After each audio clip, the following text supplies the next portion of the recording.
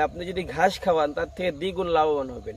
আশা করি সবাই ভালো আছেন। আলহামদুলিল্লাহ, আল্লাহ তাআলার অশেষ কৃপায় আমি অনেক ভালো আছি।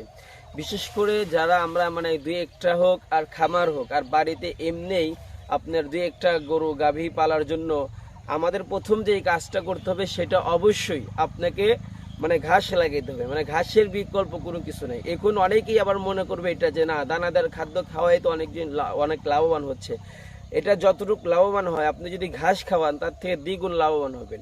আর মূলত গরুর জন্য আপনার ষাঁড় গরু বলেন, গাভী গরু বলেন, এটার জন্য আপনি যে কোনো জায়গায় যে কোনো ডাক্তারের সাথে পরামর্শ করে দেখবেন, দানাদার খাদ্যর থেকে ঘাসের উপকারিতা সব থেকে বেশি। এই জন্য আপনি যদি একবার যদি ঘাস লাগান, অবশ্যই আপনাকে 4-5 বছরের মধ্যে সেখানে আর কোনো কিছু করতে হবে না। কিন্তু শুধু সময় মতো একটু আপনার এটা পরিষ্কার করতে হবে, জংলি ঘাস যেগুলো ওটা ঘাসের মধ্যে, আবার একটু সার দিতে হবে, নিড়ান দিতে হবে, কিন্তু অথবা নতুন করে চারা লাগাইতে হবে, এরকম কোনো আপনার সিস্টেম নেই আর কি। এক বছর লাগাইলে এটা 5 বছর, সর্বনিম্ন 5 থেকে 6 বছর পর্যন্ত আপনার ওই ঘাসের আপনার সিস্টেমটা হবে। তো যাই হোক, আমার যে ঘাসটা লাগাইছি এখানে কিন্তু আলহামদুলিল্লাহ অনেক ভালো ফলন হয়েছে এবং আমি কিন্তু অনেকটা পরিপূর্ণ আর কি তৃপ্তি পাইছি। আসলে নিজের হাতে কাজ করে ভাই, আসলে এটার আনন্দ আর এটার ভালো লাগা যে কতটা উপভোগ করা যায়, সেটা যারা আমরা পরিশ্রম করি, গ্রামে থাকি, মধ্যবিত্ত পরিবারের ছেলে, তারা আমরা বুঝবো যে আসলে নিজের হাতের পরিশ্রমের ফসল আপনার একটু যদি ভালো হয় তাহলে কতটা আনন্দ হবে আর কি।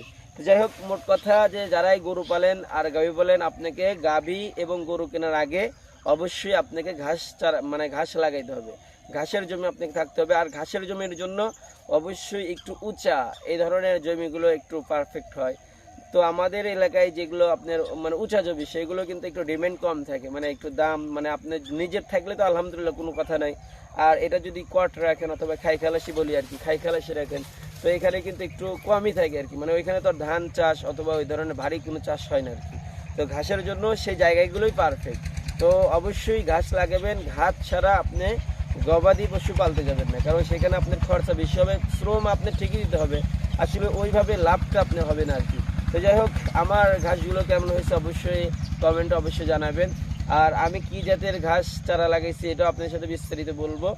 তো আমার জন্য দোয়া করবেন, আল্লাহ তাআলা যেন আমাকে সঠিকভাবে ব্যবসা এবং সব কাজে আমাকে বারাকা দান করে। আর আমি আপনাদের জন্য দোয়া করি, আল্লাহ তাআলা যেন আমাদের সকল কাজে আমাদের হালালভাবে অর্থ উপার্জন করা তৌফিক দান করেন। আসসালামু আলাইকুম রহমতুল্লাহি ওয়া বারাকাতুহু।